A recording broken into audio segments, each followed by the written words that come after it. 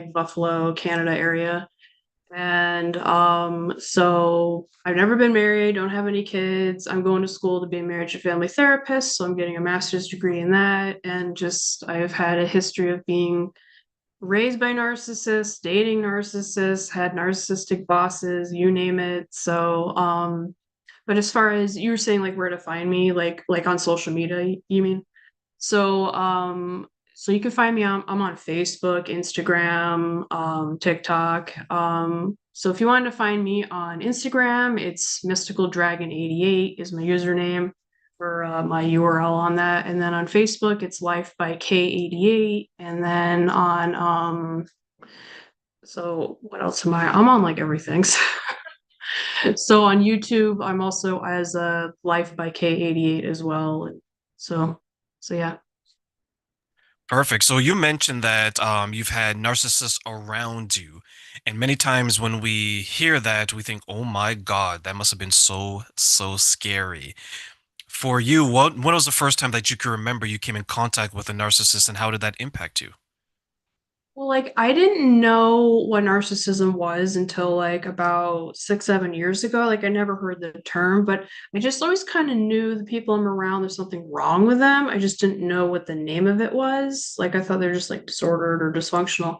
So ever since I was a kid, there's always something wrong with my parents, like just high conflict, high tons of fights and a lot of retaliation and revenge and getting back at each other. Like I thought like that was kind of like normal in a relationship but it's actually not. So I just realized, after my parents' divorce and just the war that they created with each other and how do you go from like loving each other to like creating this war and kids are in the middle of it. So just I just realized that my parents probably are narcissists. I mean, they're very abusive to me and my siblings and to each other. But I realized probably when I was like 5, 6, like there's something wrong with these people, and I don't think this is normal, like how they're, behaving and acting. And they would act very immature, very infantile, and then they would get confused of like who I am, and it was really weird. Where like my mom would like talk to me like on my dad because I look like him, and then my dad would talk to me like on my mom or some. It was just really bizarre, but it's very scary and it's very draining to be around very narcissistic, abusive people. So, because you're never calm, you're always on high alert. So, You mentioned that it happened. Your first thing was with your family, but you didn't really know what it was until 6, 7 years ago. And that's kind of tough because you've gone through this whole experience without being able to put a name to it. right. Um, when you realize what it was, how did you end up ensuring that it didn't continue to traumatize? Sorry, how did you leave that situation specifically? Like, how did I get away from them and separating from them and then realizing they were narcissists? So, I just was like, I watched a lot of videos. Dr. Ramadi, she's really good as far as like identifying like, narcissism in people and like, the kind of behavior they display. So I just was like connecting the dots of just like, oh, well, my family did that too. So it's like, because narcissists tend to do like the same thing. Like, it's like they go to a convention somewhere and they like all learn the same stuff. So, um, just like I just put the pieces together and just realized that's what they were and that I think my mom might be more borderline and narcissistic and then my dad is like sociopathic and narcissistic. Because my dad would steal and commit crimes and things like that and then my mom she would kind of do that too but she had a fear of abandonment so but just I'd watch a lot of videos, read a lot of things, listen to a lot of podcasts, and just everything that they said about narcissism and narcissists in their lives. It's like, wow, that sounds like my family. So, um, but what else did you also ask another question? I think it was two. Well, I was going to piggyback off of what you said into Yeah. a form of a question because there's a woman that I knew when I had Instagram. We used to follow each other, and then here and we were talking, we'll catch up a little bit, and she was in a narcissistic relationship, and it reached to the point where her business, she brought on her partner at the time, because when you're in love and the narcissist is love bombing you and they're making you feel good, right? Because they don't Right. love, they consume. So it's like, oh my God, he or she's giving me all these things. I've always wanted this. I didn't get it when I was Right. 5 or I was 10, I was 15. So she's getting Exactly. everything that she thought she wanted. So she's like, yes, of course you can join me on my business.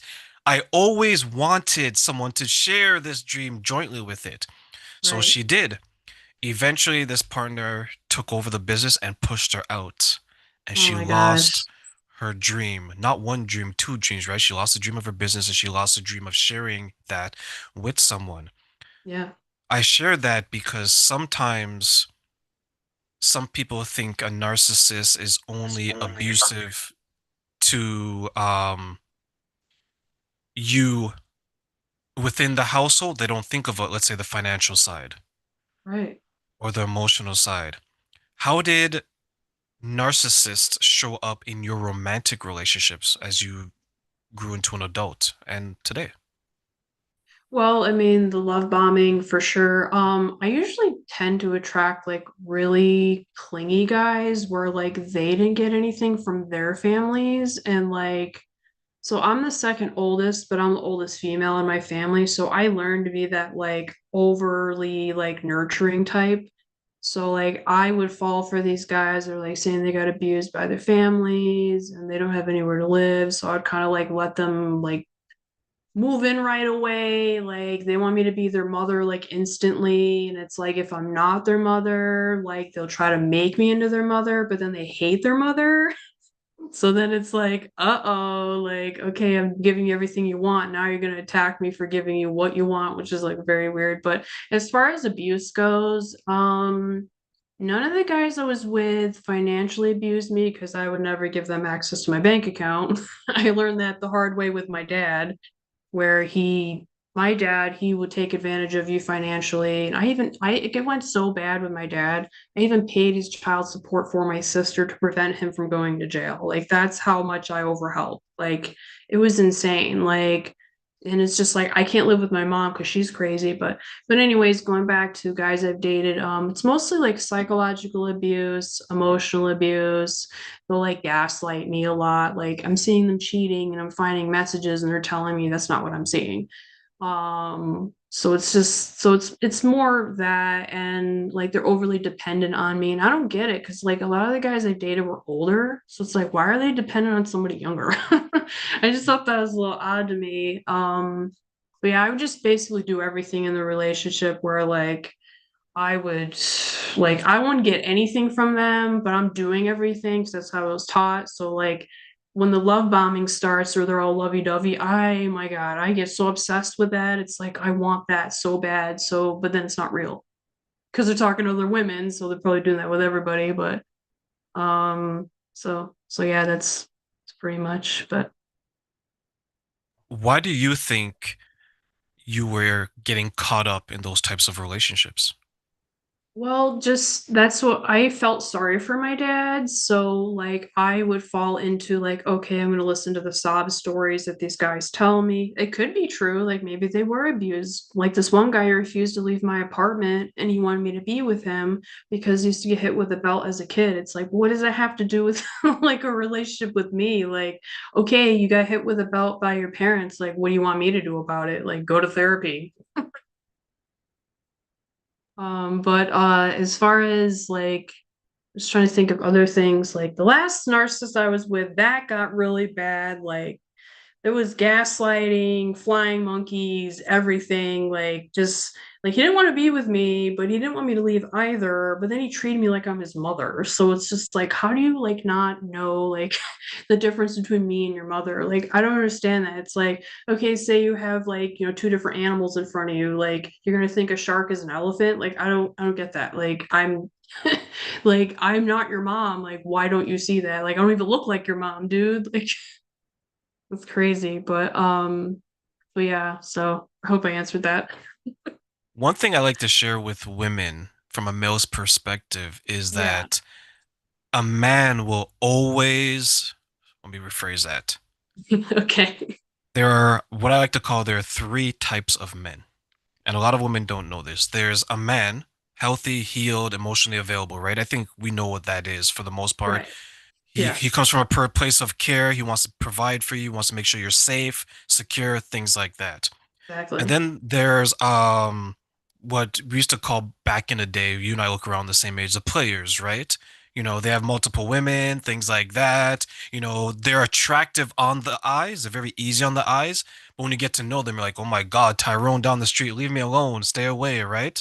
I don't want to be baby mama number five, right? And then there's the boys. The boys are the ones who don't ever grow up. So they're the ones who they go from woman to woman, not necessarily because it's a sexual thing per se, but because it's Hmm. like, take care of me.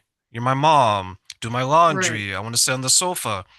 And what right. happens a lot of times with women, from my experience and from the women I work with, is that women in general are nurturers. So when they see these boys, like, oh my God, I can help him. I can Right. I heal could him. fix him. I can fix him. I can get the stains out of his white underwear. I can do all of these things with Hmm. him, right? And that's the trap because when women get involved with boys like that, and when I say boys, I'm talking about from an emotional aspect. These are grown adults, 30, 40, 50, 60 years old, but they're very Right, immature. right. They find that they're always taking care of them. And the reason many times is because these women have a lot of love to give, but they're just pouring it into the wrong place. You Yeah, sounds like mentioned, me. yeah, you mentioned that your father and your family was impacting you. Were you, does that sound like, as you mentioned, sounds like were you trying to find something in these men that maybe you couldn't find in yourself, or was it something else? So I like when it came to like dating, it's kind of unusual the way I went about it. Like I didn't really want to date until I was like ready, but my dad was very forceful and he basically wanted me to find a guy to live with and marry so he can have a room in the house that we would get. So he forcefully made me go on a dating site. And like when I was like 19, I didn't really like it. And he said if I didn't go on this dating site, that he's going to speak on my behalf to men to set up dates without my knowledge. So I was like, okay, I gotta take over. So like I would so most of the time when I would date guys, it's more like to get away from my family. Like, yeah, I want to be with a guy, I want to do fun stuff with him and have a relationship, but like I just find like because I'm so internally like scared and like always on the brink of being kicked out by my family and like I wouldn't have anywhere to go, I would kind of like gravitate towards anybody I think it would rescue me from my family and from my dad. But like most of the time, and people in New York, I'm not sure where you're located, but most people in New York do not want a long-term relationship. They just want like, well, they want like a mommy. Like if you're gonna stick around forever, unconditional love and let them cheat or do whatever. But like most guys here don't stick around. Like they just like if they realize you're anything like their family, they'll like get rid of you. But like so as far as like dating goes, like I've never really like dated somebody I really actually liked being with. Like most of the time I'm like afraid of the people I date, which is probably not normal. Like I just felt very insecure. I didn't like my job. I lived in the projects and it's like who's gonna want to date me? Like what healthy guy wants to date me? Like I have a terrible family, like I don't want kids or marriage. So it's like dating pool's pretty thin. So I figure I'll wait till I date when I'm older, but like just there's a lot of desperate people here and then I felt desperate because I didn't get anything as a kid, so I'm thinking I'm gonna get something from these guys like maybe if I pour everything into them they're gonna return it back, but that never happens. You're just pouring into a bottomless pit and you don't really get anything back, maybe breadcrumbs, but When you share that now, how did it feel that you were pursuing relationships just to escape something, but end up in something that was maybe just as bad? like just can you ask that again? I'm sorry, I was listening, but Absolutely. No, that's okay. So you mentioned that you were looking to date to initially you didn't want to do it, but then when you started doing it, it was to escape your family. But you're escaping one traumatizing situation and you're entering another one, like you're exchanging one for the other. How did that feel? It's like a never ending like war of just like, great, I'm in another thing again. Like now I have to navigate out of this one. I just got out of this. Now I have this. And then I have to support myself on top of it. And it's just like super stressful. Like every situation I've been in, it's almost kind of like, I think they call it complex PTSD, where it's just like this constant piling of trauma, like one after another, and you don't have time to like heal any of it.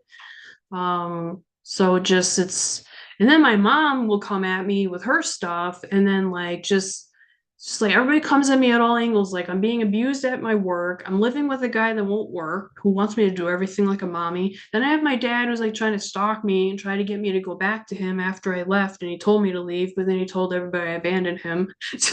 and, and then it's like it's never ending. It's like, but then I was afraid to be alone because I was like, I'd rather be around crazy people than be alone. But now I'm like, I want to be alone rather than be around crazy people that lie to me.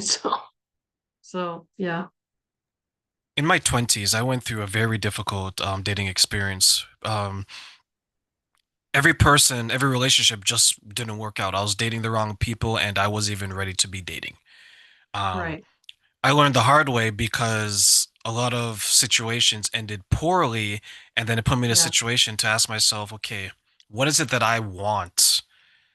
What do I really want? Am I just wasting my time here? Is it just to have a warm body next to me? Is it that I feel that I was abandoned as a child? What is going on? And these were right, hard conversations, especially yeah, during that time, right? exactly, And then what I realized was I was pursuing relationships with the wrong lens. And by wrong lens, meaning that, to your point, I just wanted to enter something to escape something else. right, Right. So I was pursuing out of a fear of out of fear, out of maybe loneliness, maybe something else. Once I had the conversation with myself and I decided that I want to find love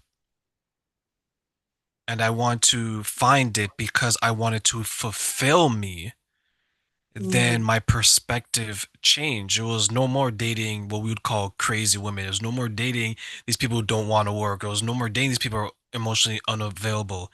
I saw them, but right, but it's like when you watch like a horror movie and you see and through the eyes of the protagonists, they can see like the demons in people. That's what I started to right, see, right? I was like, "Oh my God, I can right. see the 9.5 crazy level in you. I can see the 8.5 there, right?" Stage 5 What clinger. exactly, right? I began to see these things.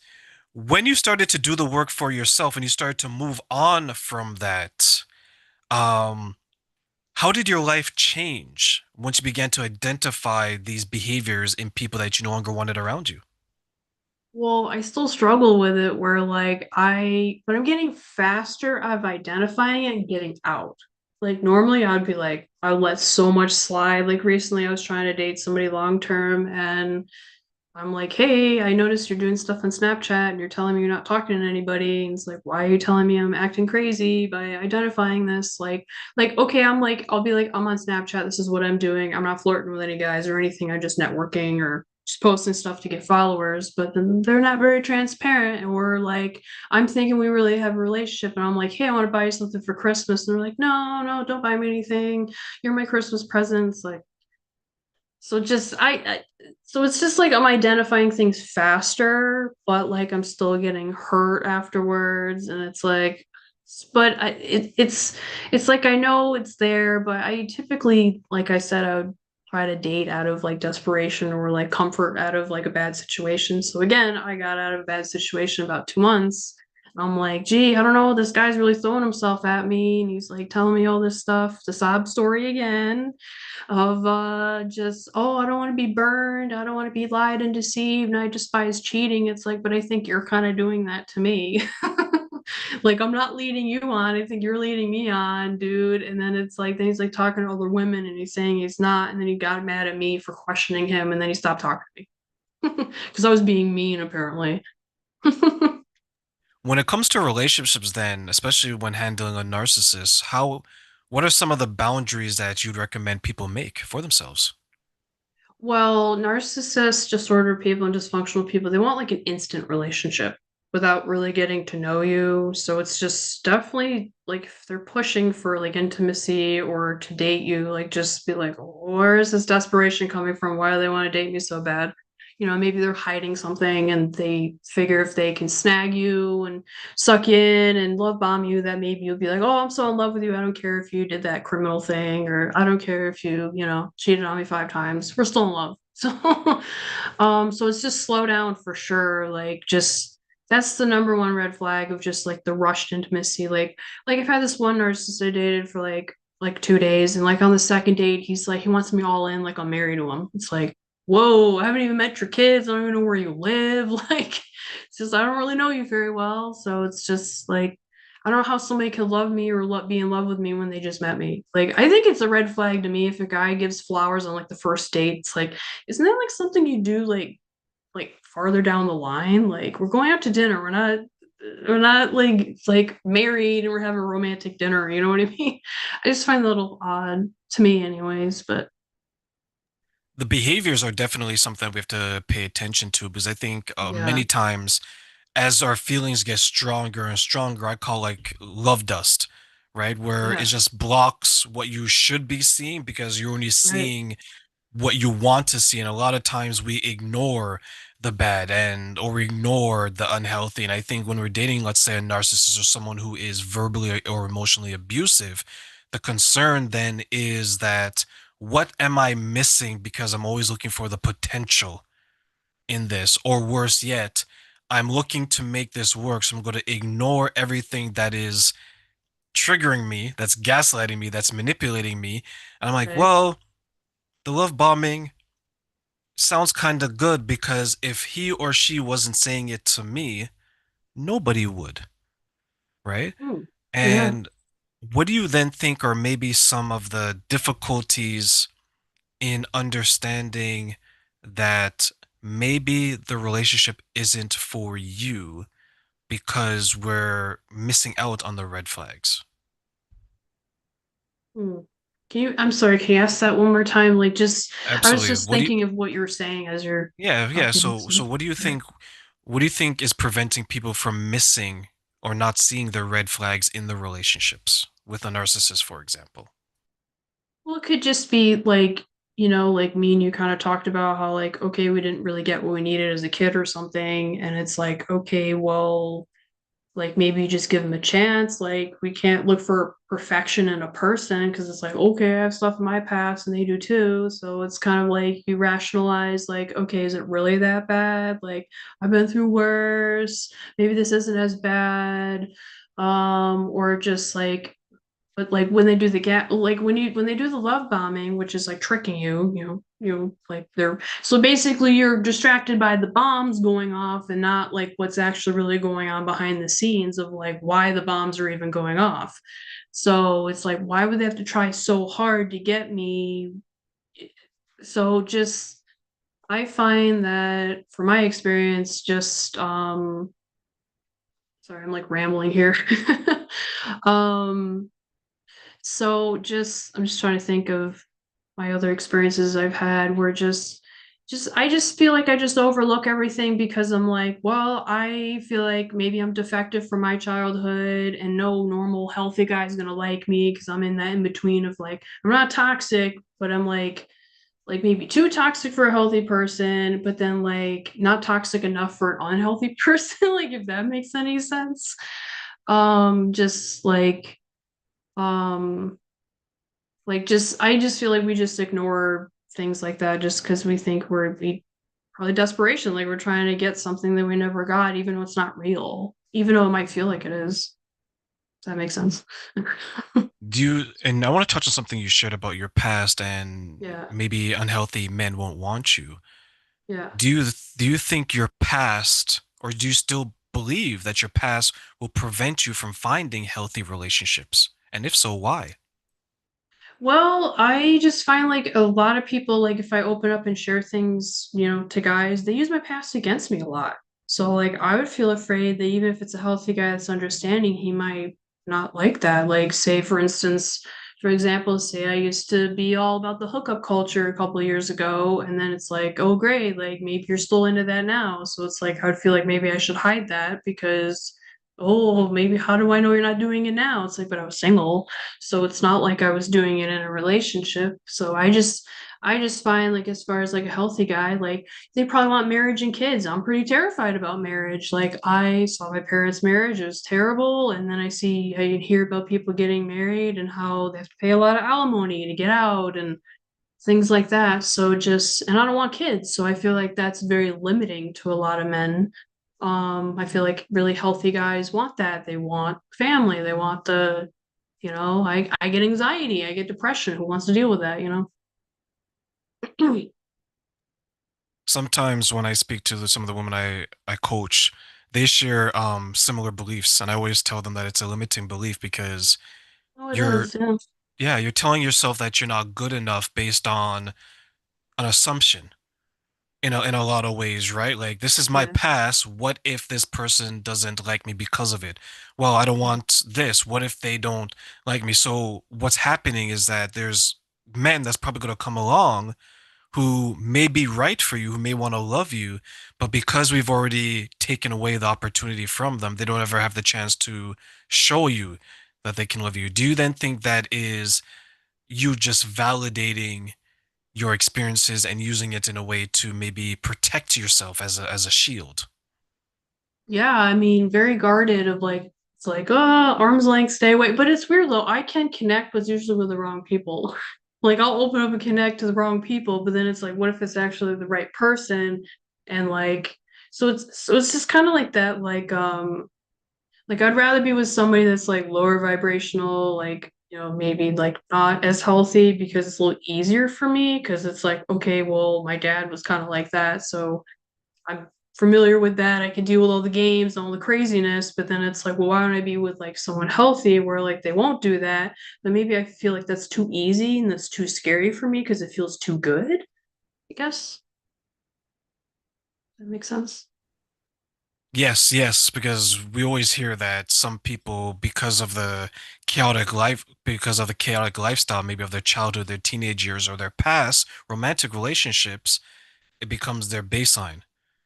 Yeah, So like the my next lens is relationship, just yeah, I mean my lens is just like I'm so used to chaos that like if things go well, it's like, oh, am I not like something's gonna happen? Like I'm anticipating it. do you then think that maybe are you leaving relationships then since before the chaos happens, or do you like self-sabotage it? Oh, I'll like the last guy, I was like, hey, you're talking to people, that's fine. Just let me know if you are and just you want to open a relationship. And like I'm all for like I'll sabotage a little bit. I'll be like, are you sure you want to be with me? Are you sure? Are you sure? Are you sure? Like constantly doubting and questioning it. Then they do. And then I'm like, okay, are you sure? But I'm like, I'm seeing you on Snapchat and pictures that you're posting and stuff. So it's like, are you sure it's just me? And they're like, yeah, it's just you. And it's just so what I'll do is I'll just like give them free reign to do whatever they want and they could stay with me and be like, we can have an open relationship. I won't do anything, but you can, and you can just come back to me. It's really bad. Like I'm willing to like remove all boundaries and everything just to keep the guy, which is quite bad and unhealthy, but it's just I have this issue of just like physicality is a really big thing for me. Maybe it's a Leo thing, but I when a guy's like really hot and like they have a great body and everything, I don't care about anything. Like they can have a criminal record, they can have like multiple kids, like it's really bad. Like just like my standard of men is just what am I doing? Like I know I'm doing it too. I'm like, I don't care if he's a psycho, he's hot, I don't care. Why do you think that is happening to you? Well, in New York, is vanity is a big thing.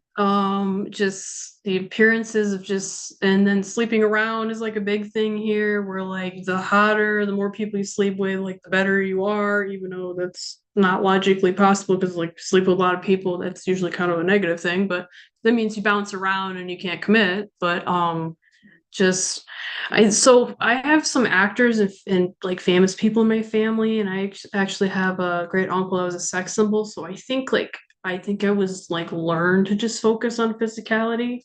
So and I think I learned it from my dad too, where my dad, I saw him like juggle multiple women at once.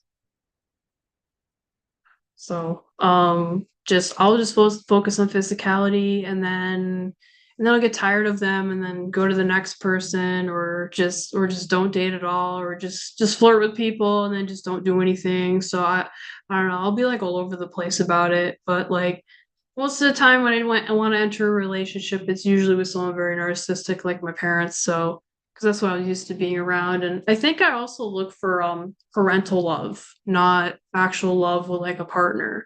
So like I'll be like feeling this like feeling internally of like, who am I gonna get love from? I can't get it from dad, I can't get it from mom. So what do I do? I've been doing this since I was like 16, 17. I would just be on chat rooms, just talking to people, trying to find a guy that's gonna like rescue me, just constantly. So I would overlook everything. Like I'll just be like, okay, they're attractive and they're tall, they'll protect me. I don't care about anything else. If they want sex, I'll give it to them.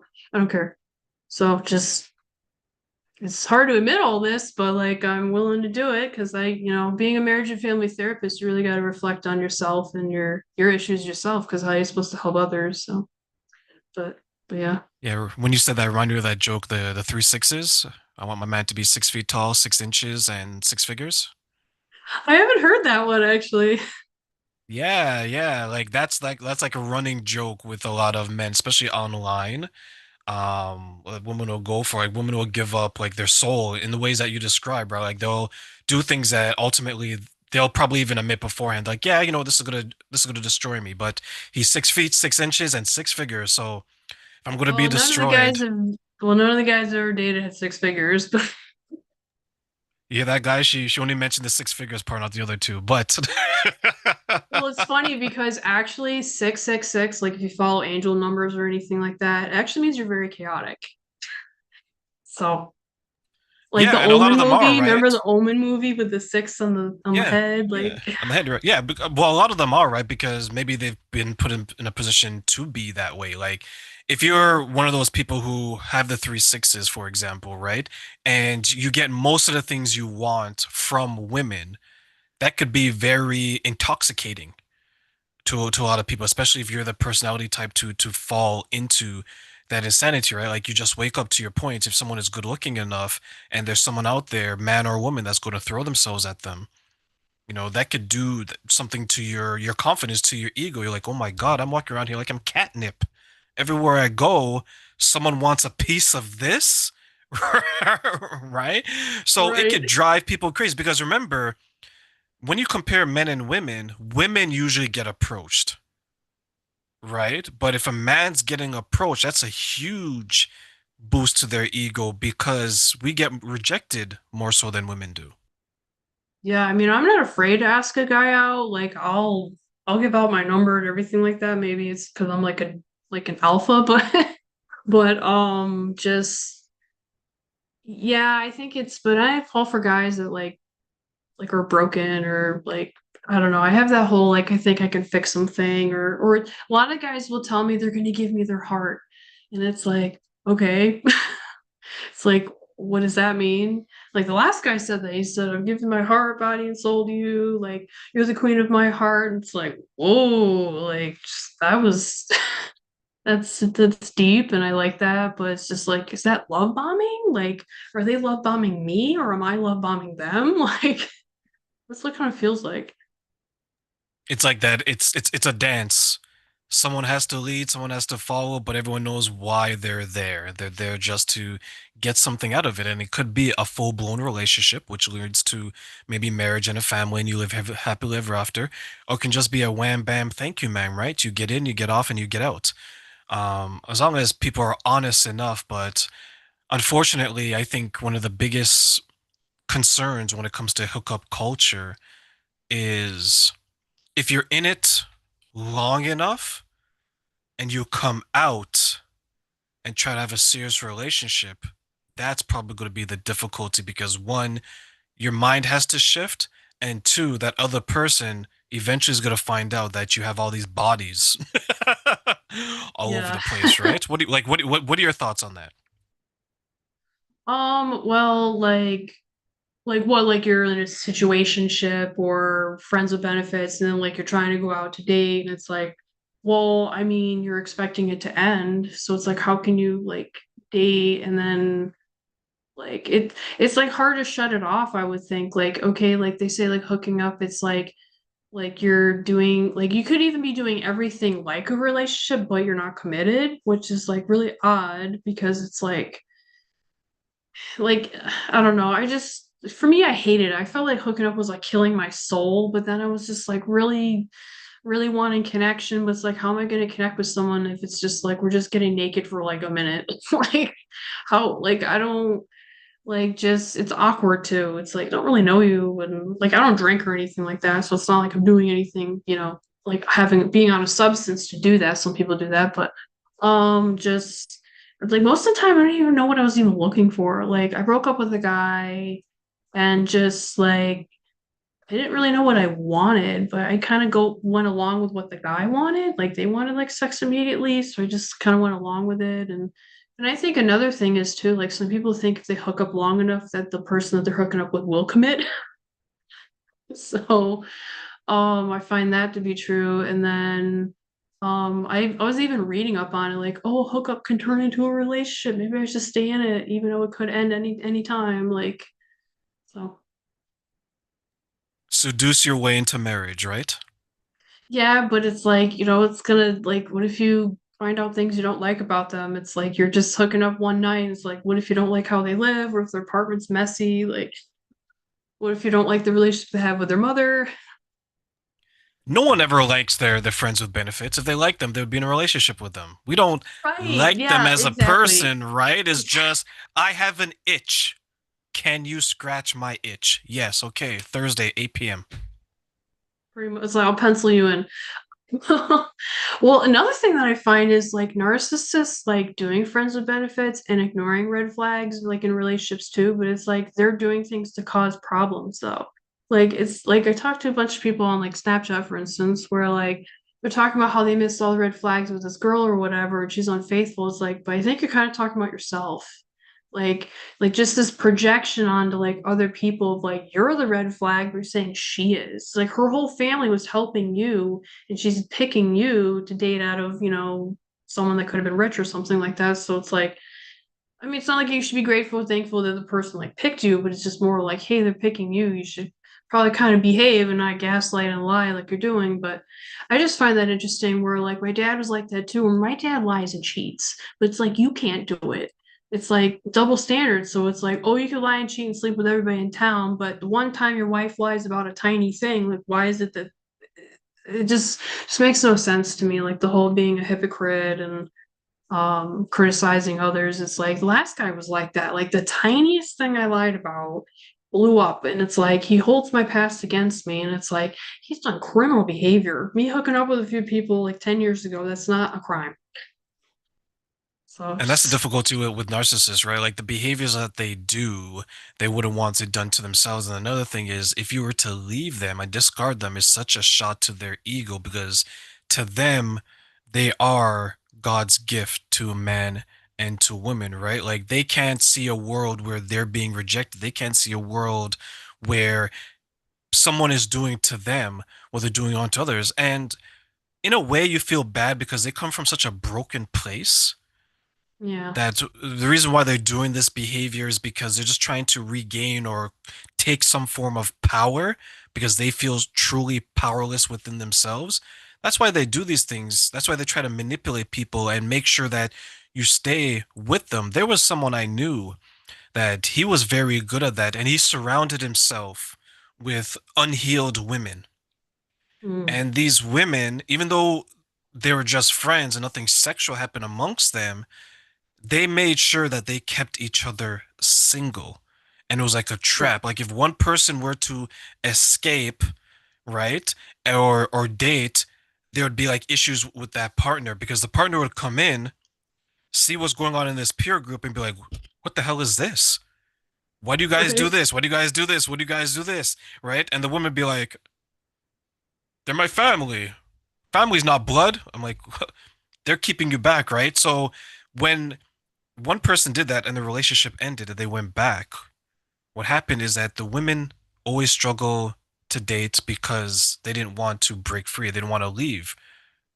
Where the men in the group, even though it was only two or three, they were able to date because they didn't have that type of connection. The women stuck around because deep down, I think they knew they couldn't have a healthy relationship. And if they were Hmm. to make a change, it would put them away from this group and then they would be alone. And one of the Huh. hardest things that someone can deal with when they're doing the healing journey is to battle the feeling of loneliness. So what they did is they just stuck around in the chaos like a pig in mud. They said, "I'm comfortable here, right?" Like And I even if think they're just friends, like you're saying, like even if if they're one just guy has friends, like, oh wow, yeah, oh, even if it was just friends, like because one of them ended up dating, she was telling me that she's dated someone I think for almost 2 years, and she wasn't hanging out with the group anymore. They would say that, oh, you know what, you're not attending family gatherings, even though they're not family, they're just friends, but that's how they viewed each other. As soon as that relationship ended, she went straight back. It was like she didn't even miss a beat. it's like, what After is this two guy like a years, cult leader? Like, sounds like it, does it? Someone yeah, it's mentioned like you have all that these broken people around you, and it's like, why are they like, what is it they are offering these women? But it could, well, the loneliness, and then just like, I've had abandonment, but I'm not gonna like I don't. It's very icky to me. Like just like one guy has like tons of like broken women around him. It's like, are you sleeping with was two all or of them, or three. It's two okay? or So three. it's two or three. Yeah. Yeah. My dad was like that. Like my mom's very broken. My dad dated and like he but it's like my dad also says he's broken too. So I don't know if it's just like just the broken people just get together and just try to give each other what they need. But then my dad was like really weird. Like he was very picky about looks, but then he would date like really fat, ugly women. I mean, I'm sorry, a lot of them are really fat and ugly and kind of gross. And it's like somehow he moves in with these women and like gets them to have like unprotected sex with him, and it's just like I don't understand that. Like I don't know what my dad's doing to like my dad like no job and five kids. I don't know how he finds women to move in with. um just and my dad would even get broken dogs that are female. Like I don't know if he thought his mother was broken or something. I mean maybe that's what it was because his mom struggled and stuff and was a chain smoker. So, but then he wants to get back at women and he hated women. So it was just very odd to me. Like he thought my mom was attractive and everything, and then he goes see these like really fat motherly women. That's probably what it was. The motherly. Yeah, like men who are unaccomplished, they will always look for women to take care of them because they can't do it themselves to the standard that they want. And that's another issue with narcissists, right? Like once that's why they get with women who are like educated or who they know is going to go somewhere, right? Because they're like, okay, now I cannot do anything. I can just rest and relax and do absolutely nothing. And let me ask you one final question, Kara, before I Yeah, let you sure. go. Yeah. I want to give you three wishes. And these are three things you can wish for when it comes to this one question. Okay. What are three things you wish people knew about rebuilding their life after being with a narcissist and why? So I find that after you get away from narcissists, you feel like you're dying. You feel like you need this love, you need this person. So like, so you're saying like what I would wish for people? Like, okay, so like just like you can heal. It'll be painful at first, but you can heal and you can move on. So I would say like you can heal. Like I wish for people to know that they can heal from this. Like it takes time and it's kind of like a detox from this person that you just got out of a relationship with. It's a war zone, so you're probably like addicted to the chaos. And then another thing could be like I'm trying to be realistic with these wishes too. So just that there are healthy people that do exist and it is possible to have a healthy relationship. I always see this all the time where like someone was in a relationship with a narcissist and then they actually do end up getting in a healthy relationship. So I think they figure out like what didn't work and then now oh this is what healthy is. So it's like oh night and day. So it is possible to meet someone healthy. So I wish for people to be able to find that healthy, loving partner that they think doesn't exist. I can relate to that. um, so I'm working on myself. And then third one, Um, you can also heal from your narcissistic family as well. So I wish for people to know that they can go to therapy, talk to a psychotherapist, and process, what happened in their family. And I really like following Jerry Wise on YouTube. He's a counselor, and he's very good at helping you